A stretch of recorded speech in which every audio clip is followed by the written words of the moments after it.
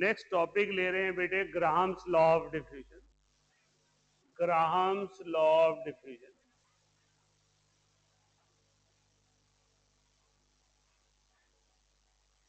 Diffusion को simple words में mixing of gases कहा जाता है। कॉम्प्लेक्सिटी लेते हैं तो कह देते हैं certain substance move from a region of higher concentration to a region of lower concentration. ये डेफिनेशन लिक्विड्स पे सही लगती है, पर गैसेस पे डिफ्यूजन का मतलब मिक्सिंग है। वो हमेशा होमोजिनिटी की तरफ भागेगी। देखिए, diffusion of gases means mixing of gases. Diffusion of gases means mixing of gases.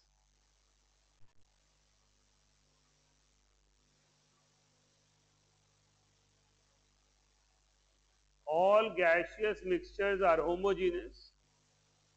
All gaseous mixtures are homogeneous, which means gases occupy space. Gases occupy space available to them.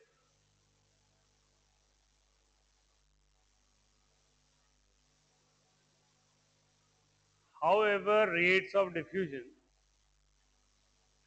however, rates of diffusion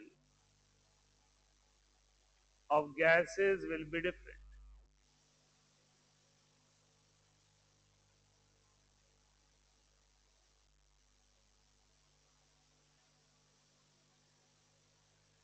बेटा क्या कहना चाहते हैं? जैसे मैंने समझाया आपको कि डाल्टन लॉ किसी भी चैप्टर में लगना है। देखिए, गैसियस स्टेट चैप्टर पूरी तरह से इंटरलिंक्ड है, क्योंकि हमारे पास गैसेस बहुत सारी जगह यूज होती है, इसलिए हमें इस चैप्टर से कुछ ना कुछ उधार लेना ही पड़ता है। Thermodynamics 11th we had discuss everything about ideal gases, because ideal gas के बिना आइसोथर्मल आइसोबैरिक प्रोसेस एक्सप्लेन ही नहीं होते। इसी तरह आपके पास डाल्टन लॉ से उधार लिया हमने कहां पर? सॉल्यूशन चैप्टर, क्योंकि डिस्टिलेशन हम उसके बिना यूज कर ही नहीं सकते। ग्राहम्स लॉ है जब गैसेस मिक्स हो। हमने कहा अगर आप में से कोई डीओ लगाकर आया है, कोई परफ्यूम लगाकर आया है, थोड़ी देर में रूम में सबकी खुशबू स्टार्ट हो जाएगी, पर कोई जल्दी डिफ्यूज होगा, कोई स्लोली डिफ्यूज होगा। तो वो डिफरेंस क्यों आता है? वो ग्राहम्स लॉ, राइट? हम यहाँ धूप अगरबत्ती जला दें, उसका धुआं सारे में डिफ्यूज हो जाएगा। It will be diffuse at a different rate than perfume and deodorants. तो वो किस रेट से डिफ्यूज हो रहे हैं, वो ग्राहम्स लॉ से पता चलेगा, right?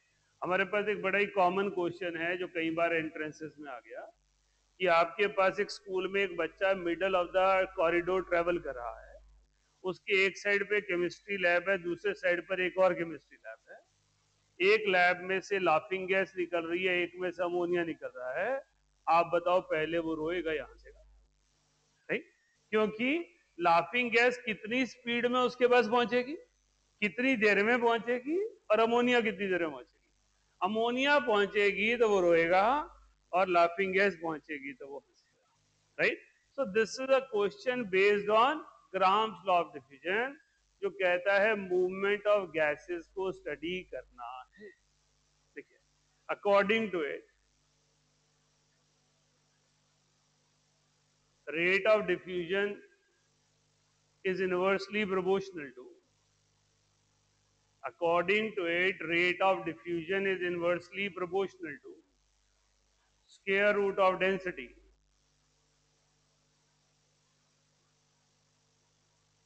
under similar conditions of temperature and pressure. According to it, rate of diffusion is inversely proportional to square root of density under similar conditions of temperature and pressure.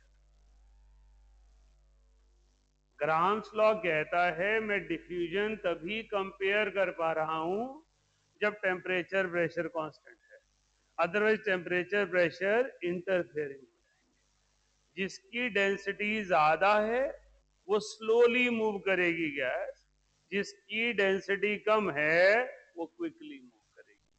So density is inversely proportional to rate of diffusion. देखिए आगे, as density is directly proportional to molecular mass, as density is directly proportional to molecular mass, so rate of diffusion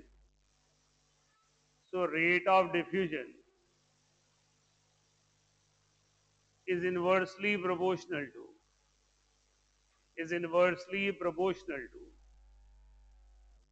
square root of molecular masses, square root of molecular masses.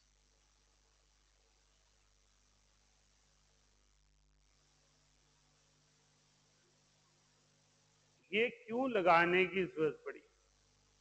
Density experimental observation है, experiment to experiment change हो सकती है. मुझे experimental information चाहिए, लेकिन molecular mass को कोई experimental observation नहीं चाहिए.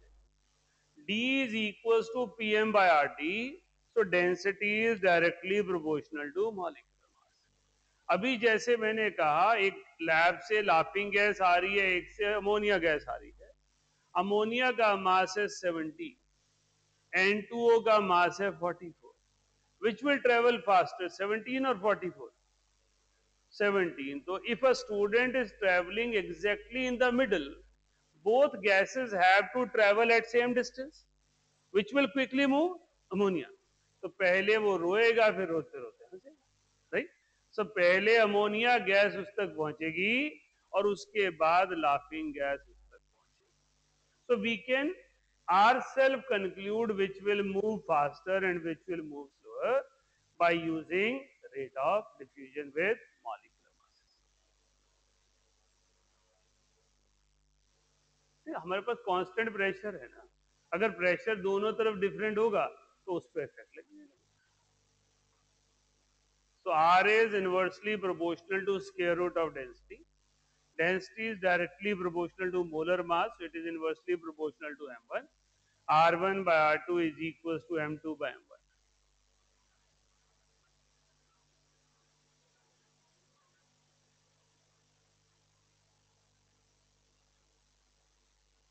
अगर हवा चल भी पड़ी तो क्या होगा सामने? नहीं, वो तो हवा अगर कॉरिडोर में चलेगी तो दोनों गैसेस के लिए सेम चलेगी. फिर हवा की डायरेक्शन डिसाइड करेगी कि वो आप तक पहुंचेगी या नहीं. हम मॉलिक्यूलर मास से इनवर्सली प्रोपोर्शनल तभी कहेंगे जब दोनों पे प्रेशर सेम है.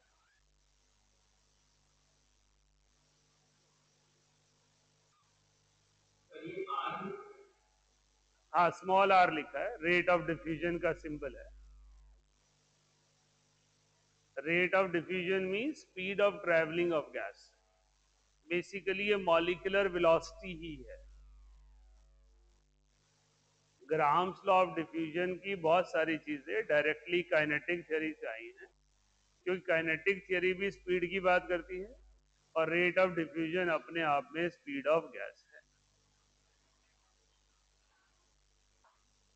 तो हमने कहा स्पीड को डिस्टेंस अपॉन टाइम लिख सकते हैं, स्पीड को वॉल्यूम ट्रेवल अपॉन टाइम लिख सकते हैं, स्पीड को number of moles upon time लिख सकते हैं.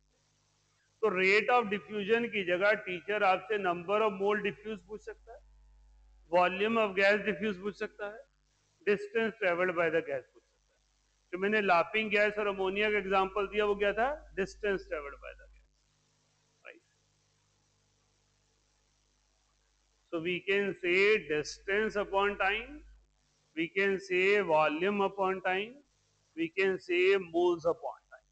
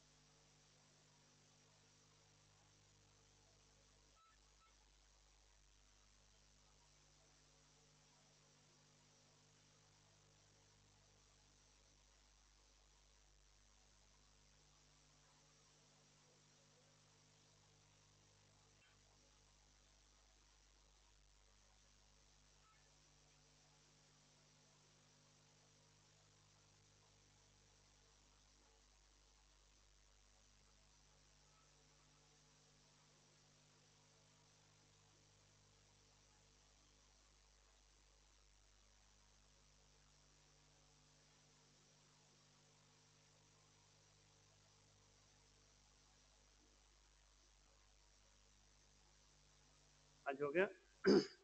तो आप डिस्टेंस, नंबर, वॉल्यूम कुछ भी रिलेट कर सकते हैं। अगर प्रेशर और टेम्परेचर सेम नहीं है तो क्या करना है, तो ये फॉर्मूला लगाना है। If P and T are not same, then R1 by R2 is directly proportional to P1 by P2, root of T1 by M1 into M2 by T2। ये जो रूट में T अपॉन M डाला है ये kinetic theory से आया है।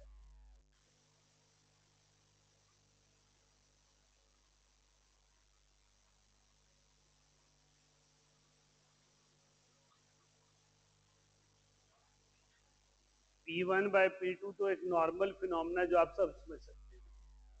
यही चीज अभी सौम्य पूछ रहे थे। अगर प्रेशर डिफरेंट होगा तो rate of diffusion is directly proportional to pressure. जितना ज्यादा प्रेशर लगाओगे उतनी ज्यादा डिफ्यूजन रेट होगी। This law is applicable to diffusion as well as effusion.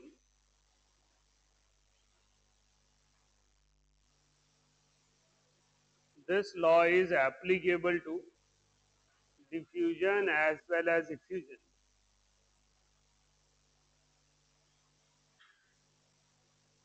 In case of effusion, in case of effusion, area of orifice also contributes. Area of orifice also contributes. Orifice का मतलब होता है whole, जो puncture हो गया है। Effusion का मतलब है पंचर से गैस का लीक होना। गैस सिलेंडर है घर में, एसी की कॉपर वायर है जिससे गैस लीक हो गई है, तो जो गैस की लीकेज है उसकी स्पीड क्या होगी वो डिपेंड करेगा area of orifice as well as all other things which we had studied. So Graham's law is not meant only for diffusion. It is applicable to diffusion as well as diffusion. Right? अब अगर हमारे पास किसी जगह leakage हो रही है, आजकल बहुत ही कॉमन है, बहुत सारी मूवीज में दिखा देते हैं कम सम प्लांट से गैस लीक हो रही है। तो जब आप हॉलीवुड की कुछ मूवीज देखते हैं तो वो कैलकुलेशन कर रहे होते हैं बैठे हुए, कितनी देर में ये पास की आबादी पर पहुंचेगी। So what they are doing? Graham's law of numerical। ये जो गैस है, क्लोरीन गैस है, इसका मॉलिक्यूलर मास 71 है। इतना एरिया इसको कवर करना है, 10 किलोमीटर के बाद आबादी है। So how much time we have to save people, right? So it all depends upon Graham's law। हमने Graham's law डेवलप किया in order to make calculations of diffusion and, right? देखिए, calculate volume of hydrogen gas diffused in 10 seconds। Calculate volume of hydrogen gas diffused in 10 seconds under similar conditions. Under similar conditions, when 200 milliliter of when 200 milliliter of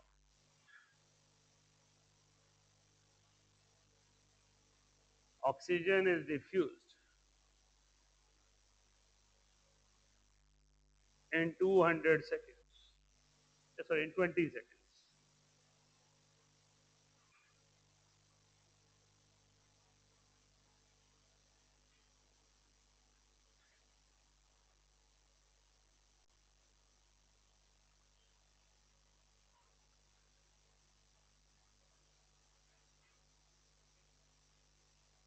volume का question है तो volume ही लगाएंगे।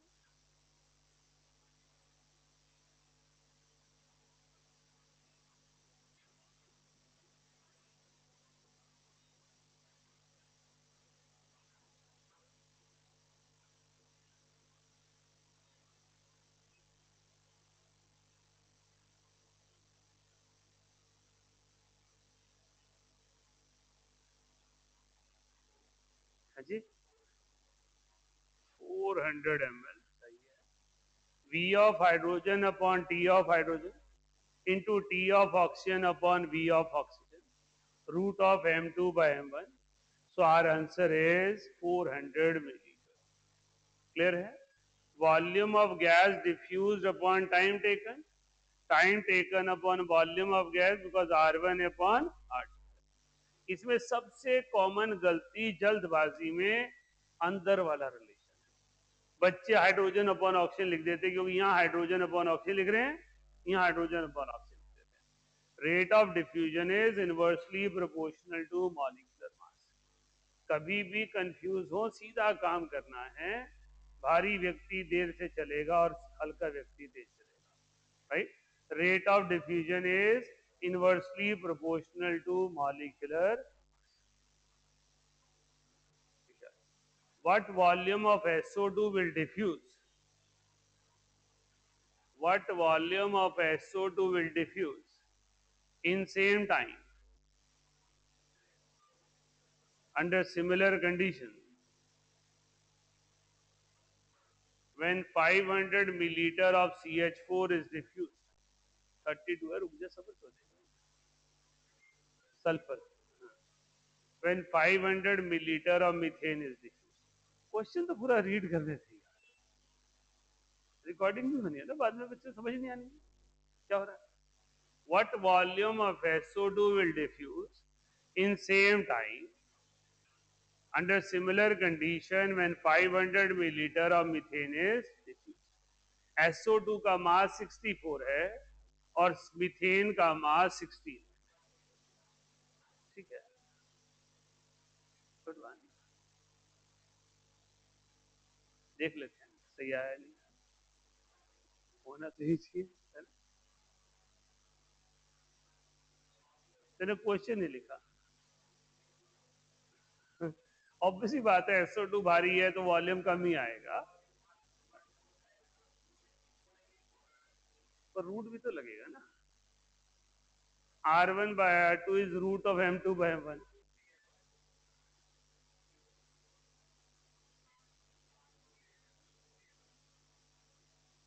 यही मजे आप लोग paper में करते हैं,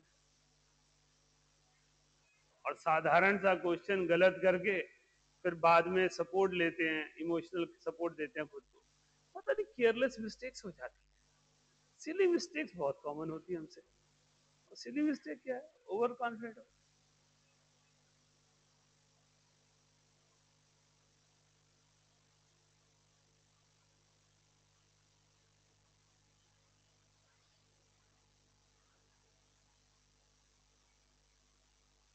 फिर rate of effusion of LPG,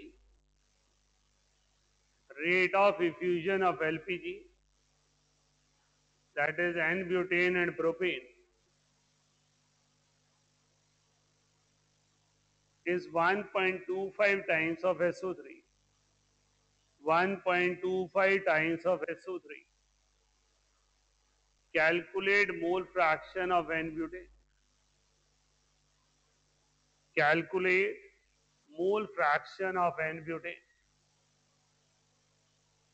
और भी ऑनलाइन वालों के आंसर्स नहीं आ रहे, बीच में आ रहे थे, 2-3 क्वेश्चन के जवाब दिए, बंद हो गए। कहते सर आपने रिस्पॉन्ड ही नहीं किया, हमने सोचा चलो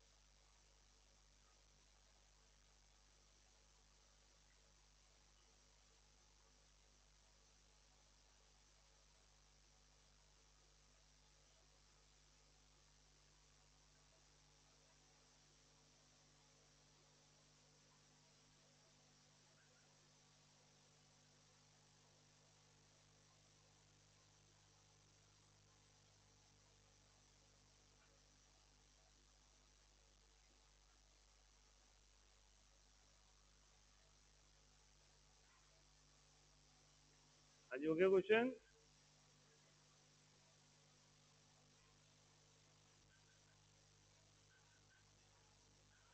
मोल फ्रैक्शन इन मिक्सचर कैसे निकाला जाता है? मोलर मास और मिक्सचर से। ओके अमृत, चेक करते हैं अभी।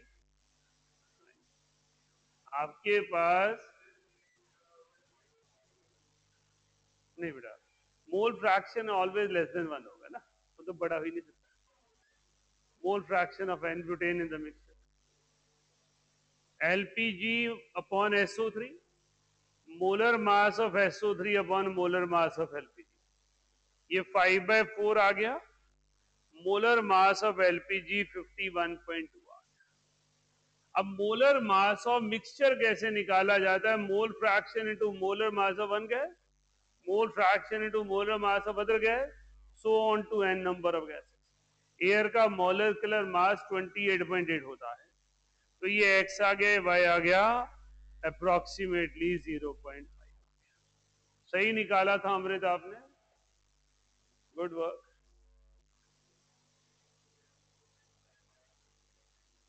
क्या किया आपने?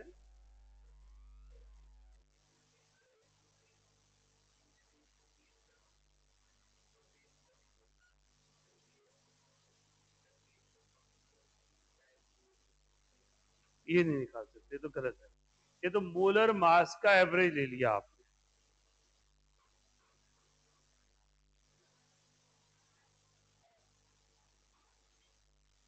वो चांस की बात है, वो इसलिए बराबर आ गया क्योंकि ये 0.5 था। क्योंकि मोल्स अगर बराबर होंगे तो मासेस मोलर मासेस होंगे, तो आंसर सही आ जाएगा। सपोज ये क्वेश्चन जो है 1/4 ब्यूटेन और 3/4 प्रोपेन होता, तो भी आपका आंसर तो 0.5 ही आता। समझ गए ना बात को? ये चांस की बात है, सेम आ गया क्योंकि 0.5 ही था। 0.5 का मतलब है आधी ब्यूटेन है, आधी प्रोपेन है, तो मोलर मास से एवरेज लोगे तो भी आंसर 0.5 ही आएगा। लेकिन वो कंसेप्चुअली रॉन्ग है। इस क्वेश्चन का एम ये राइट साइड वाला फॉर्मूला कराना था कि हाउ वी यूज कमर्शियली। हम जानना चाहते हैं जो गैस हमने बनाई है। एक मिनट रुकिएगा, हाथ रुकिएगा। आपने बहुत सारे रिएक्शन अब तक 11th-12th में कर लिए हैं। बहुत सारे रिएक्शन में गैसियस मिक्सचर मिल रहा होता है। अभी आप ऑर्गेनिक पढ़ रहे हैं, कॉमनली मेजर और माइनर होता है, right? फिर कहा जाता है ये मास ज्यादा है, ये कम है। कैसे आएगा? अगर वो आसान गैस है, हमें हार्मफुल इफेक्ट नहीं देती, हम ये लगा देंगे। हम चेक करेंगे, हाइड्रोजन ऑक्सीजन हमें पता ही है, उन दोनों को डिफ्यूज करवा देंगे किसी मिक्सचर के साथ और चेक करेंगे कि उसका मोलर मास ऑफ मिक्सचर क्या है। फिर हम मोल फ्रैक्शन निकाल लेंगे, मेजर और माइनर आ जाएगा। तो ग्राम्स लॉ ऑफ डिफ्यूजन का जो ये कंसेप्ट है, ये मैंने ऑर्गेनिक वजह से ही क्वेश्चन उठाया है कि अगर आपके पास एंड रिजल्ट में एक जगह एलिमिनेशन हो रही है, एक जगह सब्स्टिट्यूशन हो रही है, और दोनों प्रोडक्ट फाइनली मिल रहे हैं, एलिमिनेशन विल डोमिनेट और substitution will dominate. Experimentally we can check by Graham's law.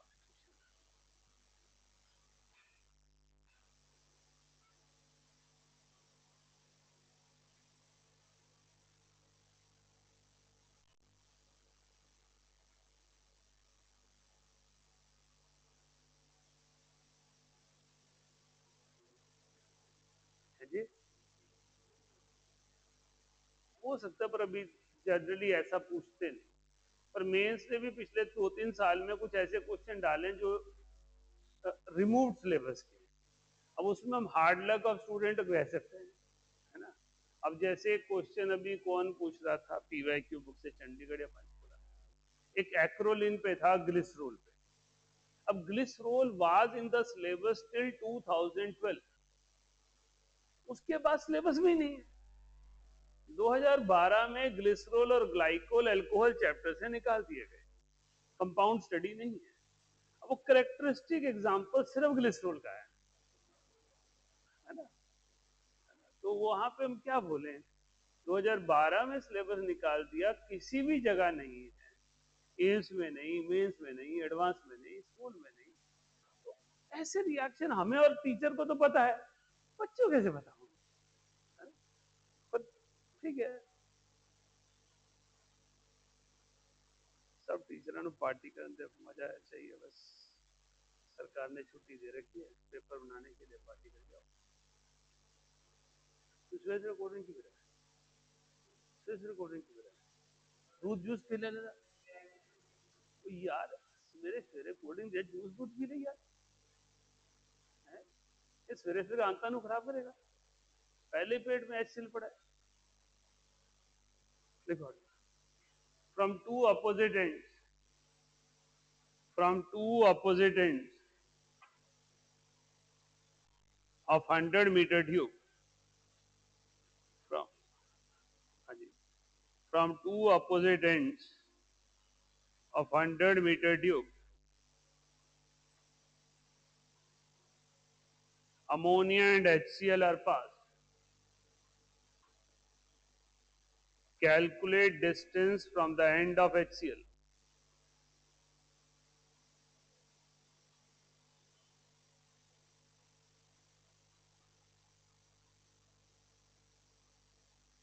Where white fumes first appear.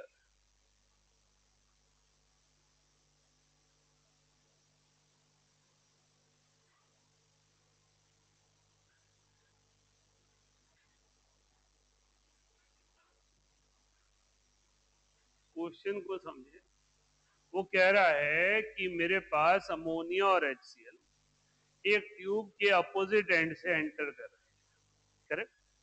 ये दोनों जिस पॉइंट पे मिलेंगे वो पॉइंट व्हाइट फ्यूम्स देगा, क्योंकि अमोनियम क्लोराइड।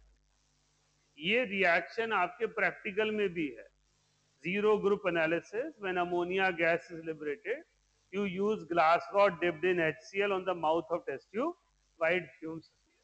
It means वहां अमोनिया और HCl एक दूसरे के साथ कंबाइन कर रहे हैं। Which gas will travel faster, ammonia और HCl? अमोनिया। तो इसका मतलब व्हाइट फ्यूम्स क्लोज टू कौन सी पोजीशन होंगे, अमोनिया के HCl के? HCl, क्योंकि HCl अभी थोड़ी ट्रेवल की होगी, अमोनिया आके टकरा जाएगी।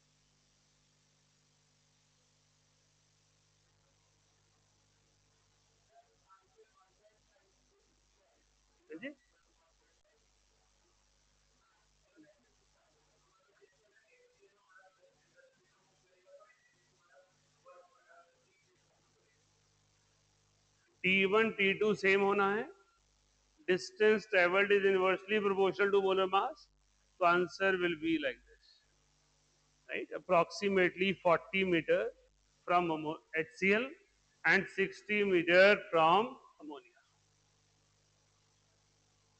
Clear?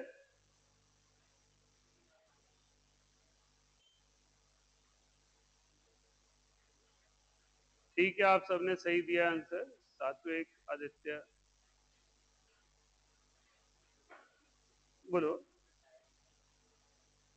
क्योंकि आपके सेम जगह आकर दोनों मिल रहे हैं, हमने सेम टाइम पे स्टार्ट किए, तो टाइम तो सेम हुआ, राइट? हाँ, बिल्कुल करनी पड़ती है। डेसिमल के 2 प्लसेस तक तो कंपलसरी है। ये तो आसान है, कैलकुलेट। 36.5 को 17 से डिवाइड कर, पहले कितना आया? 2 पॉइंट समथिंग, अलग कितना समथिंग है? 17 दूनी, कैलकुलेटर से नहीं करना। 17 दूनी 34, 25, इसका प्लस 2.1 समथिंग। 216 का स्क्वायर रूट क्या होता है? 14 का स्क्वायर क्या होता है? और 15 का स्क्वायर क्या होता है?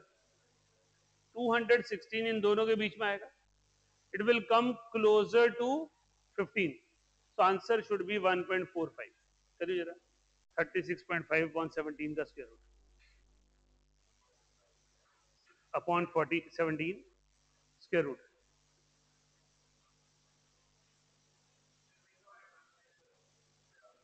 मैंने क्या किया, राइट? 1.45 से मल्टीप्लाई कर दो, खत्म। क्या फॉर्मूला?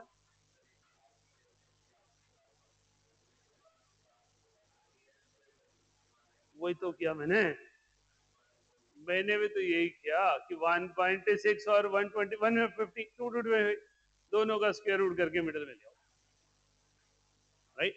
ये स्किल चाहिए।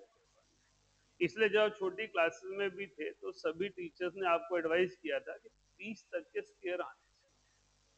30 तक के स्क्वायर आते हो ना तो कैलकुलेशन के मास्टर होते हैं, राइट? छोटी छोटी कैलकुलेशन ऐसी हैंडल हो जाती है। लिखिए, क्या हुआ?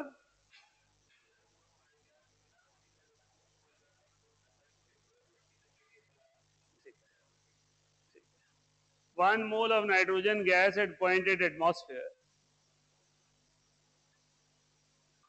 1 mole of nitrogen gas at 0 point, sorry, of nitrogen gas at 0.8 atmosphere takes 38 seconds to diffuse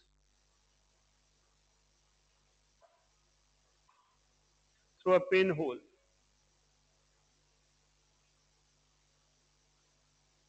whereas 1 mole of unknown compound of xenon and fluorine, whereas 1 mole of, sorry, 1 mole of unknown compound of xenon and fluorine at 1.6 atmosphere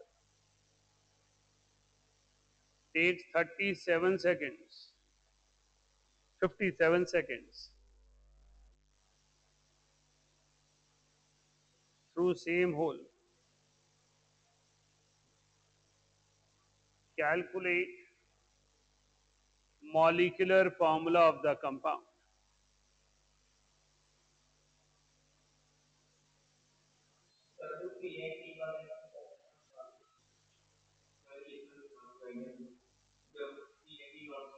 P1 by P2 root of T1 by M1 into M2 by T2। Page बहुत पीछे चला गया। R1 by R2 equals to P1 by P2 root of T1 by M1 into M2 by T2। Question कह रहा है 1 mole of nitrogen gas at 0.8 atmosphere takes 38 seconds to diffuse through a pinhole, whereas 1 mole of unknown compound of xenon and fluorine at 1.6 atmosphere takes 57 seconds through same hole।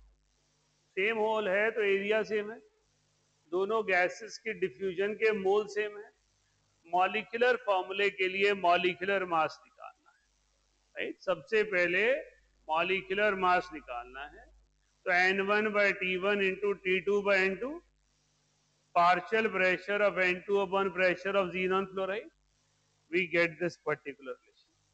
तो molecular mass मेरे पास 252 ग्राम पर मोल आ गया। हमने कहा molecular mass of xenon fluoride x है, तो atomic mass of xenon plus 19x, हमने x की वैल्यू निकाली, मॉलिक्यूलर फॉर्मूला।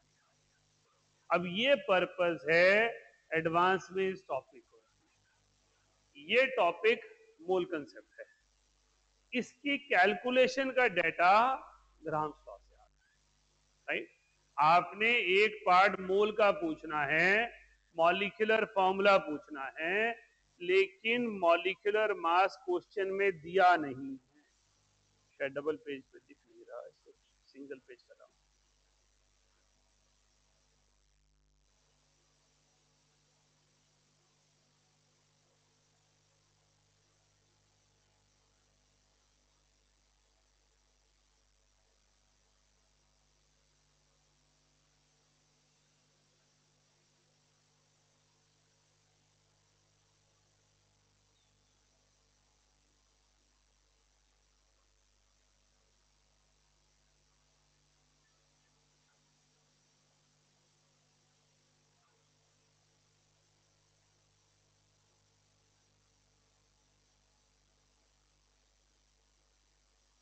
चलो next page.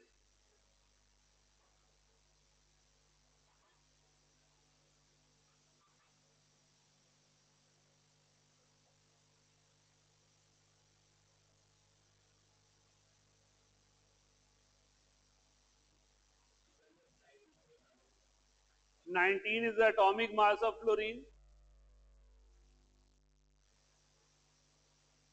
atomic mass of xenon is 131, atomic mass of fluorine is 90।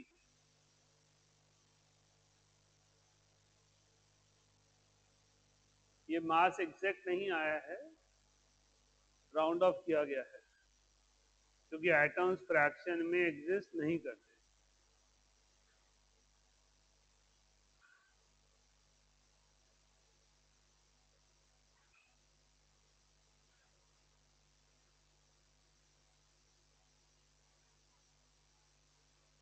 समझ आ गया question?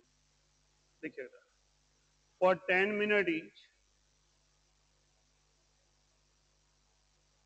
at 27 degrees Celsius,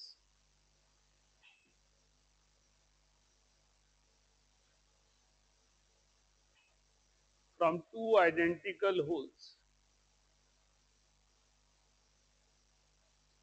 nitrogen and unknown gas are leaked into a common vessel. Nitrogen and unknown gas are leaked into a common vessel of 3 liter.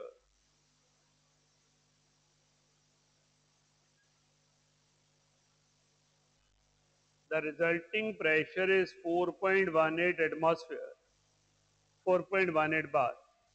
The resulting pressure is 4.18 bar, and mixture contains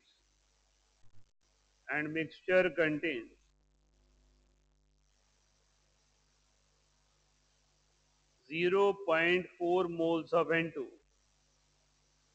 0.4 moles of N2. Calculate molar mass of unknown gas.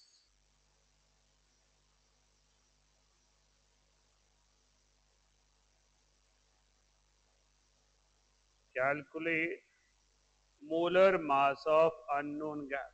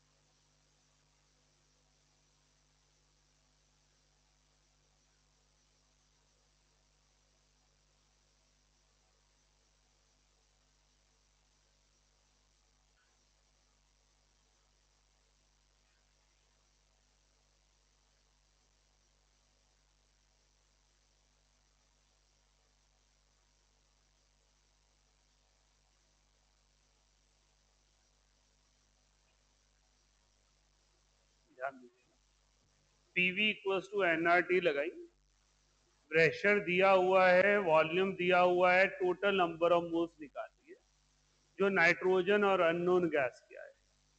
अब nitrogen number of moles of unknown gas 0.1 हो गए, तो number of moles diffusion का formula लगाकर right.